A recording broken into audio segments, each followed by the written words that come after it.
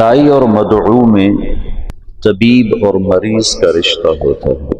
طبیب اگر مریض سے نفرت کرے علاج نہیں ہو سکتا۔ یا ایک اور مثال، داعی اور مدعو میں تاجر اور گاہک کا رشتہ ہوتا ہے۔ تاجر دکاندار اگر گاہکوں سے نفرت کرے اور بدتمیزی کا رویہ رکھے تو کتنا ہی بہترین سودا اس کی دکان پر ہو، نہیں بکے گا۔ یہی اس سے طاقتور نسبت کے ساتھ داعی کا رشتہ مدعو کے ساتھ ہوتا ہے۔ دعوت دینے والے کا رشتہ، جن کو دعوت دی جا رہی ہے ان کے ساتھ ہمدردی کا، محبت کا، الفت کا ہوتا ہے۔ یہ آیات میری اس بات پر دلالت کرتی ہیں کہ اللہ تعالیٰ کو کہنا پڑا لعلک باخع نفسک علی آثارہم ان لم یؤمنوا بہذا الحدیث اسفا، لعلک باخع نفسک اسفا، تو غم میں مر جائے گا، ان کے غم میں مر جائے گا۔ لعلک باخع نفسک الا یکونوا مؤمنین فلا تذهب نفسک علیہم حسرات من کفر فلا يحزنك كفره لست علیہم بمسیطر ما انت علیہم بجبار، جن میں صرف یہ بتلایا جا رہا ہے کہ اللہ کے نبی کو کتنا غم تھا نافرمانوں کے بارے میں۔ آج کے دور کے اہل حق دعوت دینے والے اور جتنے حق سے دور لوگ ہیں، یا کفر کی شکل میں، اسلام کے لبادے میں، باطل عقائد کی شکل میں، یا بدعت کی شکل میں، یا مذہبی آزادی جس کو غیر مقلدیت کہتے ہیں اس کی شکل میں، اکابر کی گستاخی کی شکل میں، یا صحیح العقیدہ ہو کر شراب، زنا، گانا بجانا، ظلم، ستم، یہ جتنی شکلیں ہیں یہ ساری کی ساری قابل رحم ہیں۔ یہ مدعو ہیں، آپ داعی ہیں۔ آج اہل حق ان سے نفرت کرتے ہیں کہ ان سے تو محبت تھی۔ ایک آدمی کفر پہ مر جاتا تو ہمیشہ جہنم میں چلا گیا، ایک آدمی صحابہ کو برا بھلا کہتے ہوئے مر جاتا تو جہنم میں چلا گیا، ایک آدمی قبروں کو سجدے کرتا ہوا مر جاتا تو جہنم میں چلا گیا، ایک آدمی اکابر امت کی گستاخی کرتا ہوا چلا جاتا ہے تو وہ پکڑا گیا، ایک آدمی شراب، زنا میں مبتلا ہو کے مر جاتا ہے تو وہ پکڑا گیا، نمازیں چھوڑ کے مر جاتا ہے، روزے چھوڑ کے مر جاتا ہے تو گرفتار ہو گیا قانون کے مطابق۔ باقی اللہ جس کو چاہے معاف کرتا، یغفر ما دون ذلک لمن یشاء۔ یہ جو اس طرح مر رہے ہیں، یہ مرتے ہی کتنے خوفناک انجام کا شکار۔ آج کے مناظرانہ ذہن نے تمہیں دعوت کے غم سے ہٹا کر نفرت کے کانٹوں میں الجھا دیا۔ مناظرانہ ذہن کا یہ کم سے کم نقصان ہے، زیادہ تو اس سے یہ کم سے کم نقصان ہے کہ جن سے نفرت، جن سے محبت کرنی تھی ان سے نفرت شروع کرتے۔ تعالوا الى کلمۃ سواء بیننا وبینکم الا نعبد الا اللہ۔ یہ آیت تمہیں کیا اصول بتا رہی کہ جن چیزوں میں تم مشترک ہو ان کو مضمون دعوت بناؤ۔ رفع یدین کو مضمون دعوت نہ بناؤ، نماز کو مضمون دعوت بناؤ۔ ان انتم الا بشر مثلنا، تو آگے نبی کہہ رہے ہیں ان نحن الا بشر مثلکم، کہ ٹکراؤ کی بات نہ کرو، جس چیز کو وہ مانتے ہیں تم اس کی بات کرو، وہاں سے اگلی بات تک تو تم پہنچ جاؤ گے، پہلے موقع پر ہی ان کی ٹھکرا دو تو تم نے ان کو اپنے سے دور کر دیا، متنفر کر دیا۔ داعی اور مدعو جتنے کفر ہیں کی شکلیں ہیں، جتنی باطل کی شکلیں ہیں، جتنے غلط عقائد کی شکلیں ہیں، جتنی ہوا نفس پرستی کی شکلیں ہیں، یہ سب وہ لوگ ہیں جنہیں تم نے دعوت دینی ہے۔ یہ مدعو، تم داعی، اور تم ان سے نفرت کرنے لگ جاؤ اور ان کو غلط کہنے پہ تل جاؤ۔ غلط کہنا وقت کی ضرورت ہے یا انہیں گمراہی سے نکالنا وقت کی ضرورت ہے۔ تم غلط ہو، تم غلط ہو، تم غلط ہو، تم شرابی ہو، تم شرابی ہو، اسے نہیں پتا میں شرابی ہوں، تم سود خور ہو، تم سود خور ہو، اسے معلوم نہیں میں سود خور ہوں، میں سود کھاتا ہوں، جھوٹے پر اللہ کی لعنت، سود کھانے والے پر اللہ کی لعنت، اور اس کو سنا رہے ہو تو تمہارے قریب کیسے آئے گا؟ اور نبی کا مضمون کیا ہے؟ لِتُخْرِجَ النَّاسَ مِنَ الظُّلُمَاتِ إِلَى النُّورِ، نہ کہ لِتُحَقِّقَ ظُلُمَاتِهِمْ فِيهِمْ، یہ تو نہیں، لِتُحَقِّقَ ظُلُمَاتِهِمْ فِيهِمْ، تو اس لیے آیا ہے کہ ان کی ظلمتیں ان کے اندر ثابت کر دے۔ یہ نتیجہ ہے کہ مناظرہ نفرت پیدا کرتا ہے، اور داعی نفرت نہیں کرتا ہے، محبت کرتا ہے، اسے جہنم نظر آتی ہے۔ وہ جہنم سے بچانے کے لیے وقت کی ضرورتوں سے بے نیاز ہو جاتا ہے۔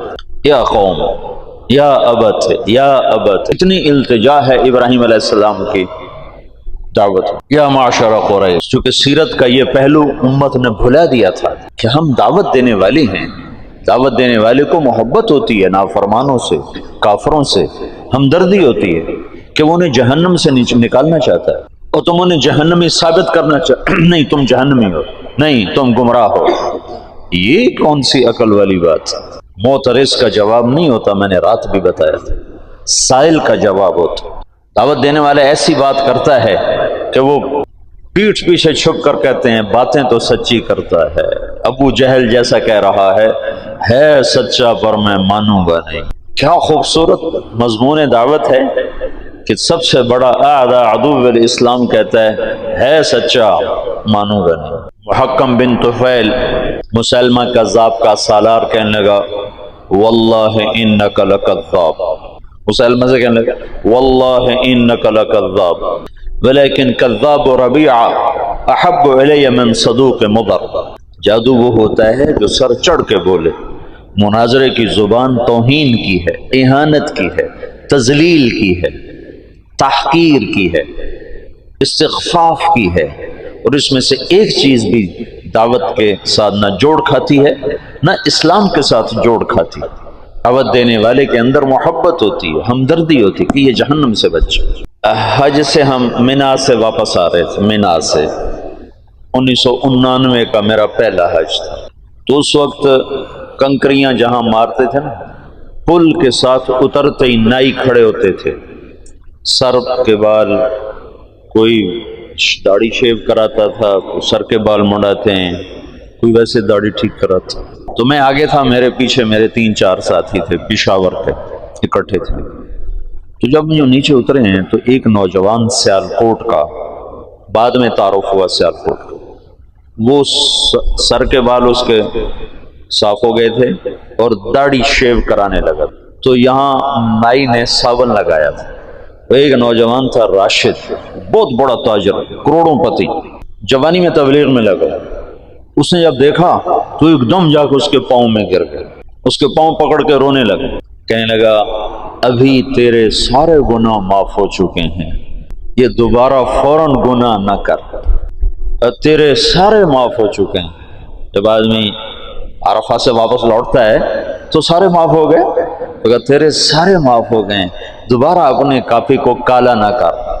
وہ ایسا رویا کہ وہ نوجوان خود رونے لگا۔ تو اس نے وہ تولیہ جو یہاں رکھا ہوا تھا نا، اس نے اس سے اپنا سارا صابن صاف کر دیا اور نائی سے کہنے لگا میرا خط بنا دو، آج کے بعد میری توبہ، میں داڑھی نہیں منڈاؤں۔ یہ داڑھی ہوتا ہے۔ تم بے وقوف مناظرانہ ذہن رکھتے کہ ہم نے نیچا دکھانا ہے، نیچا دکھانا بھی کوئی حق ہے؟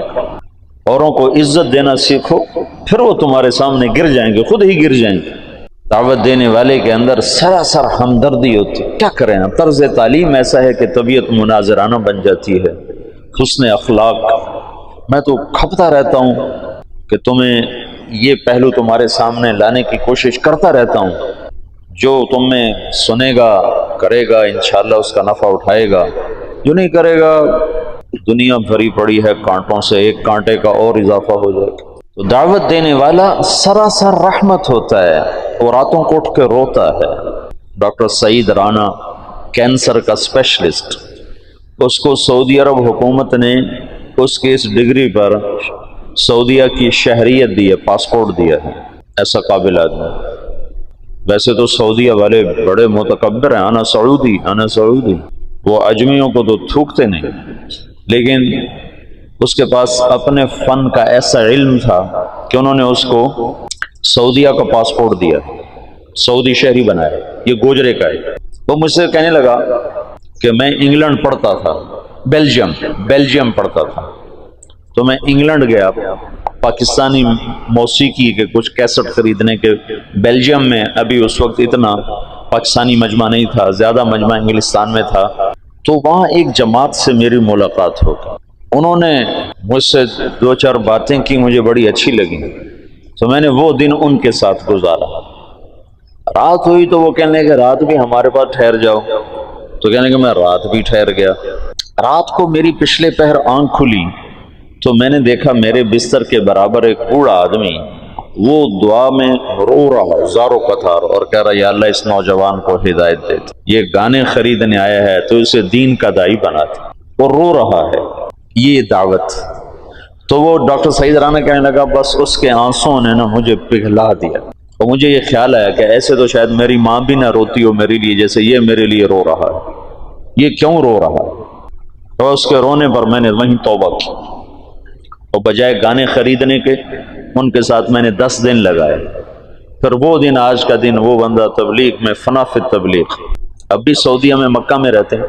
تو دعوت دینے والا مدعو کے لیے غصے میں نہیں ہوتا، نفرت میں نہیں ہوتا، انتقام میں نہیں ہوتا، اسے عزت دیتا ہے، اس کو حقیر نہیں سمجھتا، اس کو گھٹیا نہیں سمجھتا، اس کو نیچے گرانے کے لیے جملے اور دلائل نہیں لاتا، بلکہ اس کو عزت دیتا ہے، اسے قریب کرنے کے لیے خود بچھ جاتا ہے۔ یہ دعوت سارے فتنوں کا توڑ ہے۔ میں سوچ رہا تھا کہ دعوت کیسے سارے فتنوں کا توڑ بنتی ہے۔ ایسے آج تمہارے پاس آنے سے پہلے نا تو مجھے خیال ہے جیسے روح جسم کے تمام حصوں کی زندگی کا سبب بن جاتی ہے۔ ہاتھ کے لیے کوئی الگ طاقت نہیں چاہیے، پاؤں کے لیے، آنکھوں کے لیے، دل کے لیے، دماغ کے لیے ایک ہی طاقت ہے جس کا نام ہے روح۔ جب وہ اترتی ہے تو جسم کے تمام شعبے زندہ ہو جاتے ہیں، تمام شعبے، ہر شعبے کو زندہ کرنے کے لیے کوئی الگ نہیں ہے۔ پھر آگے اس کو باقی رکھنے کے لیے ہاتھ کو کی طاقت کو باقی رکھنے کے لیے الگ ایکسرسائز ہے، پاؤں کی طاقت کو باہر رکھنے کے لیے الگ ایکسرسائز ہے، لیکن صرف روح اکیلی جسم کے تمام شعبوں کو جیسے زندہ کر دیتی ہے، ایسے ہی دعوت اللہ دین کے زندگی کے تمام شعبوں کو تنہا زندہ کر دیتے۔ پھر ان کو باقی رکھنے کے لیے آگے محنتیں ہیں، لیکن زندگانی کے لیے اکیلی دعوت کافی۔ عیسیٰ علیہ السلام تک ہوتا چلا آیا کہ دائی اکیلا ہوتا تھا اور کوئی ہاتھ میں تلوار نہیں، طاقت نہیں۔ اول من قاتل فی سبیل اللہ یوشع، پہلا شخص، پہلا نبی جس نے قتال کیا وہ یوشع علیہ السلام۔ موسیٰ علیہ السلام تک کسی نبی نے تلوار نہیں اٹھائی، بغیر تلوار کے اللہ تعالیٰ اہل باطل کو صفایا کر دیتا تھا۔ اور فرعون جیسا طاقتور آدمی جو کہتا ہے انا ربکم الاعلی، میں سب سے بڑا رب ہوں، اس کا جسم آج بھی سلامت، شاید میں نے پہلے بھی بتایا، اس کے جسم پر گوشت تازہ چڑھتا رہتا ہے۔ میں نے مصر کے اہراموں سے جو نکلی ہیں لاشیں وہ دیکھی لندن کے عجائب گھر میں، تو وہ پٹیوں میں بند ہیں، اور بعضوں کی انہوں نے اوپر سے پٹیاں اتار دی ہیں دکھانے کے لیے، تو شیشے کے بڑے بڑے بکسے ہیں، ان کے اندر وہ لاشیں پڑی ہیں، ان کی کھالیں چٹک گئی ہیں لیکن ہے سلامت، اور ہڈیاں اس میں سے نمایاں نظر آتی ہیں، چہرے کی کھال سے چٹکی ہوئی ہے، لیکن فرعون کی ساری لاش تر و تازہ ہے، اس پر تازہ گوشت پیدا ہوتا رہتا ہے، چڑھتا رہتا ہے، ہر سال اس پہ نیا گوشت چڑھتا ہے، اور اس کے چہرے پر بھی، گردن پر بھی، اس کے سر کے بال بالکل تر و تازہ۔ پھر انہوں نے وہاں جب وہ زیادہ ہو جاتا ہے تو وہیں چوہے رکھے ہوئے ہیں، چوہے جو اس پہ چھوڑے جاتے ہیں، ہر سال 15 مارچ کو اس کی لاش کو نکالا جاتا ہے اور اس پر چوہوں کو چھوڑا جاتا ہے جو اس کو اوپر سے سارا گوشت نوچ لیتے ہیں جو ضرورت سے زیادہ ہوتا ہے، باقی کو پھر وہ دوائیاں لگا کر اور خوشبوئیں لگا کر اور کپڑے میں بند کر کے پھر اس میں ڈال دیتے ہیں۔ اس کے جسم پر موت کے آثار نہیں آئے۔ فَالْيَوْمَ نُنَجِّيكَ بِبَدَنِكَ لِتَكُونَ لِمَنْ خَلْفَكَ آیا، میں تیرے بدن کو نجات دے دوں گا، دیتا رہوں گا، باب تفیل ہے نا، کہ مسلسل تیرا جسم زندہ ہوتا رہے گا، جسم زندہ ہوتا رہے گا۔ تو جسم کے جو ہاتھ سلامت ہیں، ناخن سلامت ہیں۔ تو فرعون جس نے کہا میں رب ہوں، اس کو زیر کرنے کے لیے بھی صرف ایک موسیٰ گئے تھے، اپنے بھائی ہارون کے ساتھ، کوئی لاؤ لشکر لے کر نہیں گئے تھے۔ دعوت اتنی طاقتور چیز ہے کہ دعوت دینے والا خود کہہ رہا ہے انی اخاف ان یقتلون، یا اللہ مار دیں گے مجھے، اور آگے اللہ تعالیٰ کہہ رہے ہیں میں جو ساتھ، میرے ہوتے ہوئے بھلا ہو سکتا۔ اننی معکما اسمع و ارا، جاؤ جاؤ میں تمہارے ساتھ ہوں، کچھ نہیں کر سکتا۔ تو عیسیٰ علیہ السلام تک آپ دیکھو کہ ہر داعی اکیلا آیا اور سامنے ایک ٹھاٹھے مارتا ہوا انسانوں کا سمندر ہے، لیکن نبی کی بات غالب آئی اور اللہ نے نہ ماننے والوں کو پکڑا۔ منہم من اخذتہ الصیحہ منہم من ارسلنا علیہ حاصبا منہم من خسفنا بہ الارض ومنہم من اغرقنا۔ یہ اللہ تعالیٰ نے اپنی پوری تاریخ کو 4 جملوں میں بیان کر دیا کہ دعوت کے مقابلے میں باطل جتنی بڑی شکل میں آیا ٹوٹ گیا، لیکن موسیٰ علیہ السلام پر جب تورات اتری تو اللہ کا جو غیبی نظام تھا اچانک پورے باطل کی پکڑ کا وہ اللہ نے اٹھا دیا، اہل ایمان کو سامنے کھڑا کر دیا۔ موسیٰ علیہ السلام تلوار اٹھا رہے ہیں، داؤد علیہ السلام تلوار اٹھا رہے ہیں، رسول اللہ صلی اللہ تعالی وسلم کی برکت سے آپ سارے عالم کے لیے رحمت بن کر آئے، سارے انسانوں کے لیے رحمت بن کر آئے، تو اللہ نے مسخ ہونا اٹھا دیا، بندر بن جاؤ، خنزیر بن جاؤ، پہلے اللہ نے بنا دیے۔ انزل علینا مائدۃ من السماء، اللہم ربنا انزل علینا مائدۃ من السماء، آسمان سے دسترخوان اتارنے کی عیسیٰ علیہ السلام کی قوم نے شرط رکھی، اللہ نے دسترخوان اتارا، جب وہ نہیں مانے تو اللہ نے کھڑے کھڑے خنزیر بنا دیا، اور مچھلی کھانے پر سوتوں کو بندر بنا دیا۔ جب ہمارے نبی تشریف لائے تو اللہ تعالیٰ نے بندر بنانا، خنزیر بنانا، آپ کی برکت سے یہ اس کو اٹھا دیا، تلوار بیچ میں آ کے۔ تو کرنے اول میں چونکہ اللہ نے مسلمانوں کو طاقت دے دی تو بہت سے لوگ کہتے ہیں اسلام تلوار سے پھیلا، حالانکہ اسلام دعوت سے پھیلا ہے، ہر دور میں دعوت سے اور اخلاق داعی، 2 چیزیں ہیں جنہوں نے اسلام کو پھیلایا ہے، ایک دعوت دینے والوں کے اخلاق اور ایک ایمان کی دعوت۔ لیکن ایک نمونہ 7ویں صدی میں اللہ تعالیٰ نے خالصتاً دعوت کے ذریعے سے دنیا کی سب سے بڑی سیاسی طاقت کو زیر کیا، یہ اللہ نے دکھایا تاکہ آنے والی نسلوں میں بطور حجت کے ایک داستان باقی رہے کہ اگر امت دعوت دینے کو اپنا وظیفہ بنا لے تو بڑے سے بڑا باطل ٹوٹ سکتا ہے، مقابلے سے نہیں ہوگا، مقابلے سے نہیں ہوگا، مناظرے سے نہیں ہوگا، ضد پیدا ہو جائے، بغض پیدا ہو جائے، جب بغض پیدا ہوتا ہے پھر انکار کی صلاحیت، پھر اقرار اور ماننے کی صلاحیت ختم ہو جاتی ہے، اور ہمیشہ مناظروں سے اور جواب در جواب سے اور رد الجواب سے بغض کی کیفیت پیدا ہوتی ہے اور نفرت کی کیفیت پیدا ہوتی ہے۔ تم ہارنا سیکھو، ہارنا، جی آپ جیت گئے میں ہار گیا، تو تمہیں کوئی ہرا نہیں سکتا۔ مولانا جمشید صاحب ہمیں فرمایا کرتے تھے جو ہارا سو جیتا، جو ہارا سو جیتا۔ اسی سلطنت کو زوال آ گیا 232 ہجری میں، 100 سال بڑی طاقت اور حکومت۔ متوکل کو اس کے بیٹے منتصر نے قتل کر دیا، پہلا قتل بیٹے کے ہاتھوں باپ کا حکومت کے لیے عباسی دور میں ہوا ہے کہ منتصر نے ترکوں سے مل کر اپنے باپ متوکل کو، اس متوکل کی عمر صرف 42 برس، جب اس نے کچھ 14 برس حکومت کی تھی۔ اس کے بعد بنو عباس کی ہیبت ہمیشہ کے لیے اٹھ گئی، اور 232 سے 334 تک ترک کھیلے بنو عباس، خلفاء کو تخت سے گھسیٹ کر نیچے پھینک دیتے تھے اور گھسیٹتے ہوئے باہر صحن میں دھوپ میں کھڑا کر دیتے، کسی کی آنکھیں نکال دیتے، کسی کو زندہ کو تہ خانے میں بند کر کے اندر ہی سسکا کے مار دیتے تھے۔ 334 تک ترک کھیلتے رہے۔ اترکوا ترک ما ترکوکم والی بات پر جب عمل نہ کیا، معتصم نے ترکوں کو لیا تو پھر وہی ان کے لیے وبال جان بن گیا۔ پھر 334 سے 446 تک شیعوں نے حکومت کی۔ ایرانی ابو شجاع تھا دہلوی، اس کے 3 بیٹے تھے، رکن الدولہ، معز الدولہ، عماد الدولہ، تینوں مچھیرے تھے، مچھلی پکڑتے تھے۔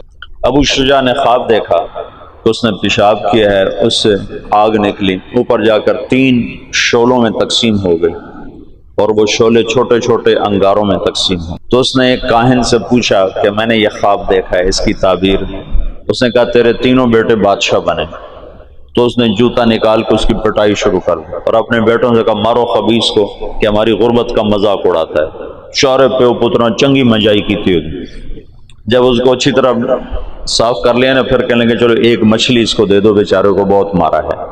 تو اس کو ایک مچھلی انہوں نے 20 साल बाद ये तीनों बेटे बादशाह बन चुके थे और 25 बरस में पूरी इस्लामी सल्तनत इनके नीचे आ चुकी थी और सारी इस्लामी सल्तनत पर शिया काबिज थे। मिस्र और तुम्हारे उस्ताद का देश शुमाली अफ्रीका सारा ये इस्माइली शिया, और शाम, इराक, सिर्फ ये हिंदुस्तान बचा हुआ था। यहाँ हिंदुस्तान में उस वक्त इस्लामी सल्तनत का ऐसा क्याम भी नहीं था। सिंध में थी इस्लामी सल्तनत, इसमें इस्ना अशरी शिया। 446 में सल्जूक खड़े हुए, तुगरल बेग के जरिए से अल्लाह ताला ने तमाम शिया का इखराज किया और अहल सुन्नत वल जमात का इक़्तिदार कायम हुआ 590 तक। 590 तक, 446 से 590।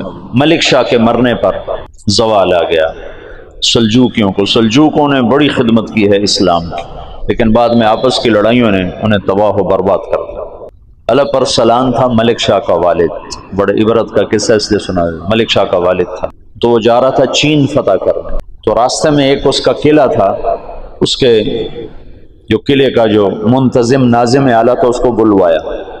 उसने कोई गुस्ताखी कर दी तो अलप अरसलान को गुस्सा आया और उसने उसके कत्ल का हुक्म दी।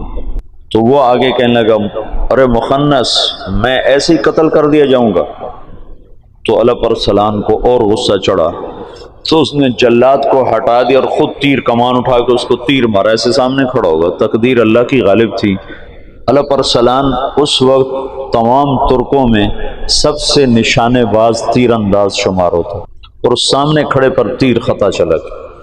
तो उसको गुस्सा चढ़ा, उसने अपना तलवार निकाली और आगे बढ़ा खुद कत्ल करने के लिए। तो अपने ही शाही आबा होती है, उसमें उसका पाँव अटक गया, तो उससे वो गिर के उसके सामने जा पड़ा।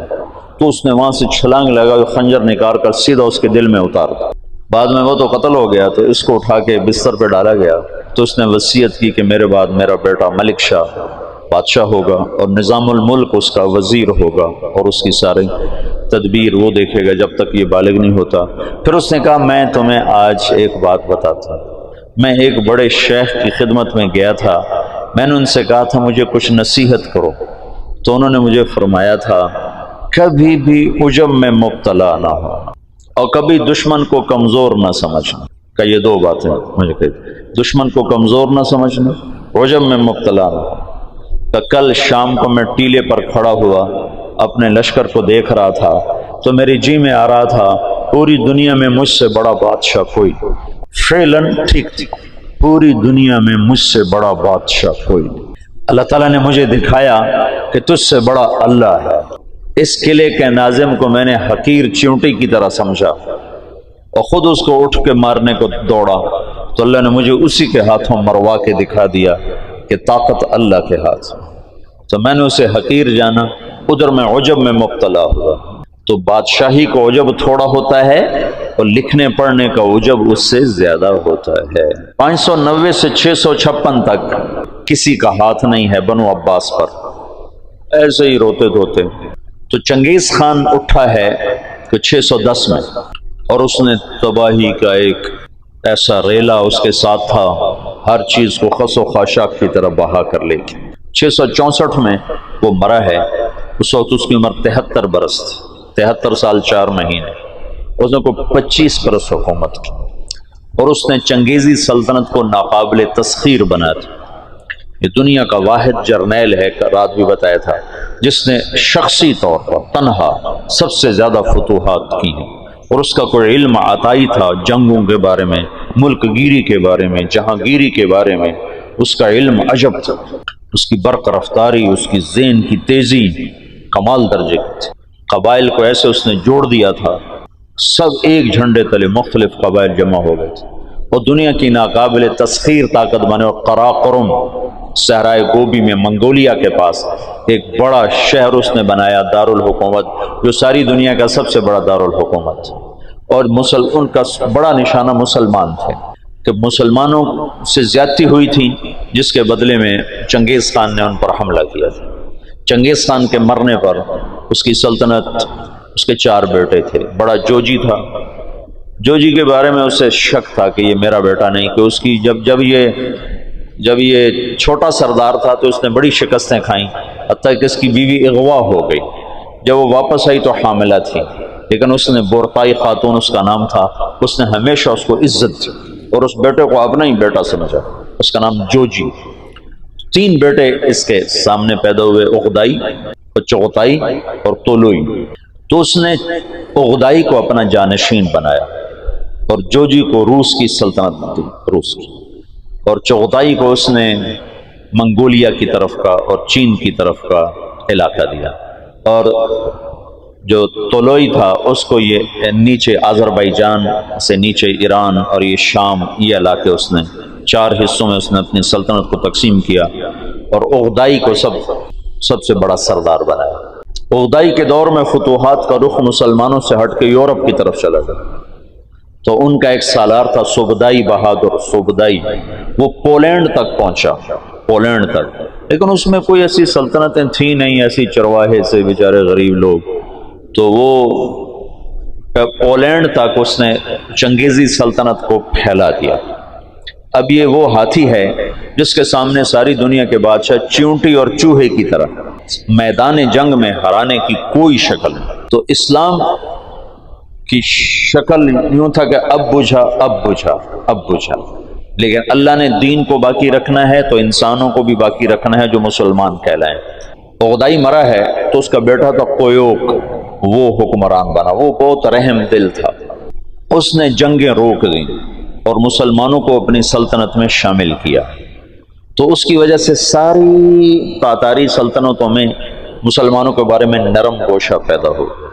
اب نامعلوم تاریخ کے گمنام سپاہی ہیں جو اتنے غیر معلوم ہیں، اتنے نامعلوم ہیں کہ کسی تاریخ میں ان کا نام تک درج نہیں، ان کی جگہ درج نہیں، جنہوں نے تاتاریوں کو دعوت دینا شروع کی۔ خونخوار قوم ہے، اور تاتاری غریب مسلمانوں کی دعوت سے اسلام قبول کرنا شروع ہو گئے۔ یہ تاریخ کا حیرت ناک واقعہ ہے۔ غیر مسلم مورخین بھی اور مسلم مورخین بھی جب یہاں پہنچتے ہیں تو وہ حیران ہوتے ہیں کہ کیسے ایک فاتح قوم نے مفتوح قوم کا مذہب کیسے قبول کر لیا۔ ہندوستان میں کوئی عیسائی نہیں تھا، آج کروڑوں ہیں، کہاں سے آئے؟ انگریزوں نے دعوت۔ اندلس سے سارے مسلمان مٹ گئے، سب عیسائی ہو گئے، کیسے؟ طاقت عیسائیوں کے ہاتھ میں۔ تو یہ ایک عجب واقعہ ہو رہا ہے کہ طاقت جن کے ہاتھ میں ہے وہ اسلام کے سب سے بڑے دشمن ہیں، اور اسلام اور مسلمان ان کے لیے سب سے مبغوض چیز ہے، اور پھر وہ انہی کا کلمہ پڑھتے جا رہے ہیں۔ یہ 7ویں صدی میں ہو چکا ہے۔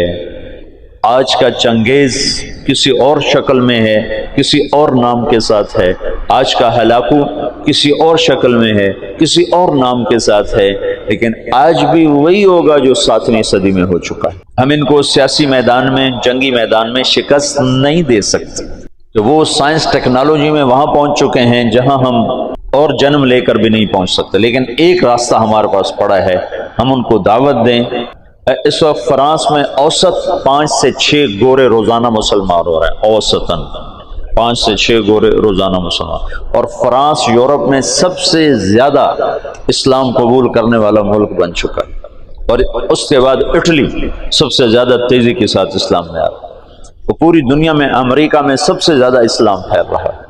دعوت ایسی چیز ہے جو چیونٹی سے ہاتھی کو مروا دیتی، اس کی نرمی سے کچھ دل نرم ہوئے اور اسلام داخل ہونا شروع ہوا۔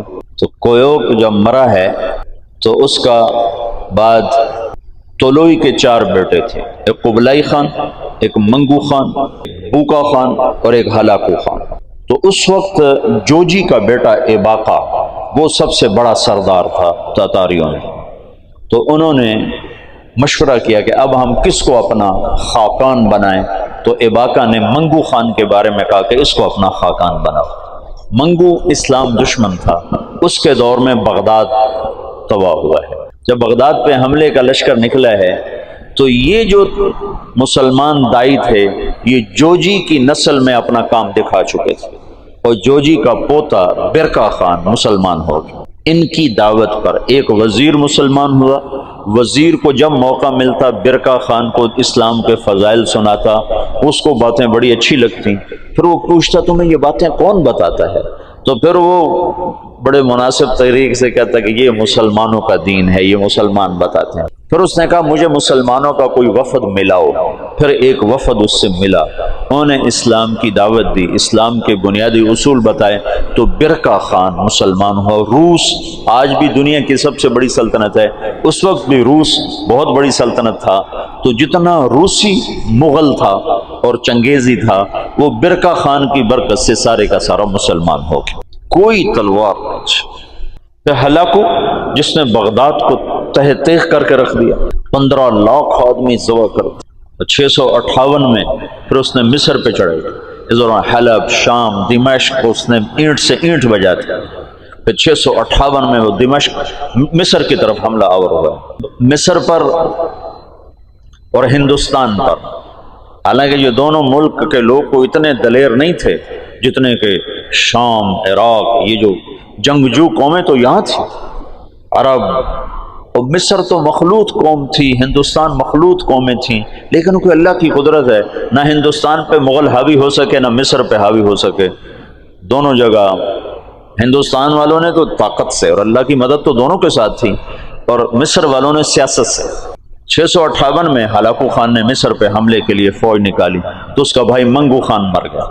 منگو کے مرنے پر یہ قانون تھا کہ جو تاتاری جہاں پر ہے، جب خاقان اعظم مر جائے تو سب قراقرم پہنچیں تاکہ اگلے خان کا انتخاب کیا جا سکے. وہ وہاں سے نکلا تو اس کی بیوی تھی، وہ عیسائی ہو چکی تھی، دوقوزہ، اور اس کا سالار تھا کتبوغا، وہ بھی عیسائی ہو چکا تھا. وہ مسلمانوں پر بہت ظلم اٹھاتے تھے، بہت ظلم اٹھاتے تھے. اور ان دونوں نے بڑی کوشش کی کہ ہلاکو خان عیسائی ہو جائے، لیکن وہ عیسائی نہیں ہوا. تو انہوں نے اس کی منت کی کہ تم واپس نہ جاؤ، مصر کو فتح کر لو. وہ تو مر گیا، اب تو پہنچ بھی نہیں سکتے ہیں، تو تم بعد میں جانا، پہلے مصر فتح کرو. اس نے کہا نہیں، یہ چنگیز خان کا قانون ہے، میں اسے پورا کروں. اور اس نے ایک لشکر کا حصہ شام میں چھوڑا، فلسطین میں، اور 2 حصے لے کر وہ واپس چلا گیا قراقرم کی طرف. تو اس موقع سے فائدہ اٹھا کر مصر والوں نے خود حملہ کر دیا. تو عین جالوت پر 658 میں رمضان میں یہ جنگ لڑی گئی، اور 40 سال کے بعد مسلمانوں کو پہلی فتح نصیب ہوئی. اور اس میں کتبوغا گرفتار ہوا تو وہاں مصر میں اس کو ٹکڑے ٹکڑے کر کے ختم کیا گیا. پر وہ ایسا کم وقت تھا کہ بوٹی بوٹی ہو گئے، پر اس نے سی نہیں کی، اف نہیں کی. انہوں نے کہا کیا تاتاری عورتوں نے بچے جننے بند کر دیے جو میرا کوئی بدلہ نہ لے گا؟ میرا بدلہ لینے والے ضرور آئیں گے، لیکن اللہ نے وہ موقع نہ دیا. برقع خان ایمان لا چکا ہے. جب ہلاکو چلا ہے، وہ قراقرم کے قرولتائی اس کو کہتے تھے، قرولتائی کانفرنس، اس کانفرنس کے لیے چلا ہے. تو اس وقت قبلائی طولوئی کے 4 بیٹے تھے، تو منگو بنا تھا. تو منگو کی جگہ بوقا خان موجود تھا قراقرم میں، وہ خود ہی خاقان بن گیا. تو قبلائی کو پتہ چلا تو وہ پھر فوج لے کر آیا، اور اس نے اپنے بھائی کے ساتھ پہلی دفعہ تاتاری آپس میں لڑنا شروع ہوئے، اور ان کی ہیبت میں کمی آئی، اور قبلائی خان نے بوقا کو شکست دی اور قراقرم پہ قبضہ کیا. پھر ان بھائیوں میں آپس میں بہت لڑائیاں ہوتی رہیں تخت کے لیے. آخر میں قبلائی خان غالب آیا اور اس نے اپنے بھائی کو قید کر لیا. پھر قید میں وہ مر گیا بوقا، اور اس نے قراقرم کی بجائے چین کو اپنا دارالحکومت بنایا. چین فتح کیا اور چین کو اپنا دارالسلطنت بنایا. جب ان جنگوں سے فارغ ہوئے تو ہلاکو خان نے حملہ کیا مصر پر. تو برقع خان کو خط لکھا رکن الدین بیبرس نے کہ تم ہماری مدد کرو، تم بھی مسلمان ہو، ہم بھی مسلمان. تو پھر برقع خان نے ہلاکو کو خط لکھا کہ تم مسلمانوں پہ حملہ نہ کرو ورنہ میں تم پہ حملہ کروں گا. تو ہلاکو نے اسے خط لکھا کہ تم نے چنگیز کا قانون نہیں پڑھا کہ تاتاری آپس میں نہیں ٹکرایا کرتے. تو اس نے اس کو جواب دیا کہ وہ بھی کافر تھا، تو بھی کافر ہے، تو حملہ کرے گا میں تیرے اوپر حملہ کروں. جب وہ مصر پہ حملہ آور ہوا تو برقع خان ہلاکو پہ حملہ آور ہوا، تو اس نے ہلاکو کو شکست دی اور مصر اس تسلط سے نکل گیا. پھر ان دونوں بھائیوں کی، چچا زاد بھائیوں کے آپس میں لڑائیاں ہوئیں، جس میں ہلاکو کو آخر میں شکست ہوئی، اور اس غم سے وہ بھی 42 سال کی عمر میں فالج کے مرض سے مر گیا. اس کا پوتا ہلاکو کا پوتا نکودار اس کا نام تھا. پہلے وہ عیسائی ہوا اور اس نے اپنا نام نکودار رکھا. یہ نکودار خاقانی نام نہیں ہے، لیکن بعد میں اللہ نے اس کو اسلام کی دولت دی تو مسلمان ہو کر اس نے نام احمد خان رکھا. ہلاکو کی نسل میں اسلام داخل ہو گیا. کوئی تلوار نہیں چلی. کون گمنام؟ اس کے غلام کا نام تھا جراش. اور وہ کیا بلا تھی؟ وہ 5 سالوں کے ہاتھ 10 لاکھ انسان مسلمان ہو نہ. وہ شہر اونچا کر دیا تھا. اور یہ کم وقت 24 سال حکمران رہا. اور صبح شراب کا دور چلتا تھا اور شام تک چلتا تھا. شاہ عالم کے دور میں تو اس کو غلام قادر روہیلا نے اس کی آنکھیں نکال دی تھی. تو شاہ عالم کے دور میں انگریز لال قلعے میں داخل ہوتا. 1757 میں پلاسی میں نواب سراج الدولہ کو شکست ہوئی. اور 1799 میں جو آخری امید تھی ٹیپو سلطان، اس کو سرنگا پٹم میں شکست ہوئی. میسور، یہ اس کا جو باپ تھا نا حیدر علی، یہ چنیوٹ کا تھا. چنیوٹ کے پاس ایک جگہ یہاں کا تھا. یہاں سے پھرتے پھراتے دکن پہنچا. وہاں سپاہی بھرتی ہوا، ہندو راجا کی فوج. سپاہی سے ترقی کر کے سالار بنا، سالار سے حاکم بنا. پھر اس کا بیٹا ٹیپو. دونوں بڑے اونچے لوگ تھے پر ان کی تقدیر ہار گئی تھی. تقدیر، میں وہ لندن میں گیا نا پچھلے سال، تو وہ سلطان ٹیپو کی وہ پڑی ہوئی ہے تلوار جس سے وہ آخری وقت لڑتے ہوئے شہید ہوا، اور اس کی ٹوپی جو سر پہ رکھا کرتا تھا، اور اس کی وہ عبا جس میں وہ خون کے چھینٹے اب بھی لگے ہوئے تھے، اور اس کا تخت جس پہ وہ بیٹھا کرتا تھا، اور تخت کے نیچے پاؤں رکھنے کی جو جگہ نا، پاؤں ایسے پاؤں، وہ ایک شیر کا سر تھا، اتنا بڑا سر، خالص سونے سے بنا ہوا، خالص. اور اس کی زبان ایسے باہر نکلی ہوئی، تو اس کے اوپر وہ پاؤں رکھ کے بیٹھا کرتا تھا. اس کو ایڈمبرا کا ایک سپاہی نے، وہ تو گولیاں لگ کے ختم تھے، مرے کو مارا تھا، مرے کو مارے شاہ مدار. تو وہ ایک ایڈمبرا کا سپاہی تھا، اس نے اس کو شہید کیا تھا. تو سارا ساز و سامان وہاں پڑا ہوا ہے اس کے عجائب گھر میں. دیکھا میں نے جا کے، اس کی شال بھی، اور اس کی ساری وہ کمان بھی، تیر بھی، ساروں نے ایک جگہ پر ایسے لگائے ہوئے ہیں. وہ آخری امید تھی مسلمانوں کو. 1799 میں وہ شہید ہوا ہے. تو جنرل ہیرس نے کہا ہندوستان ہمارا ہے. پھر 1834 میں لارڈ میکالے آیا پہلی دفعہ کہ یہاں کے مسلمانوں کو قابو کرنے کے لیے کیا پالیسی بنائی جائے اور تعلیمی نظام کیسے فٹ کیا جائے. پھر 1857 میں ایک آخری کوشش تھی جنگ آزادی کی، جو ایک ہلہ گلہ تھا، کوئی تدبیر نہیں تھی، اس لیے اس نے ناکام ہی ہونا تھا.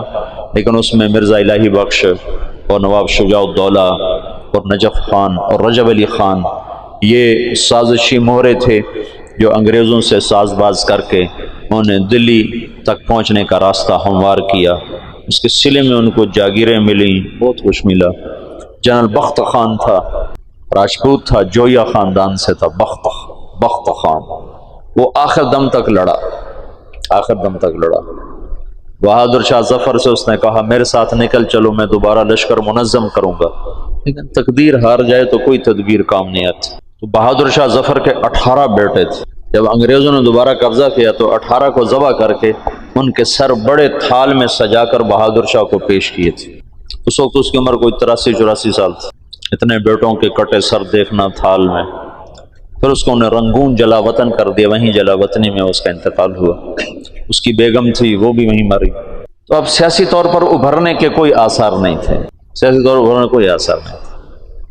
اب یہاں سے مولانا الیاس کا دور شروع ہوتا ہے. یہ 3-4 دن میں تمہیں پچھلا سارا بتایا ہے. اب مولانا الیاس صاحب رحمۃ اللہ علیہ نے کیسے اللہ نے ان سے کام لیا، کیسے انہوں نے کام شروع کیا کہ آج تم اور میں اسی کے، یہ شیخ رمضی اسی وجہ سے بیٹھے ہو.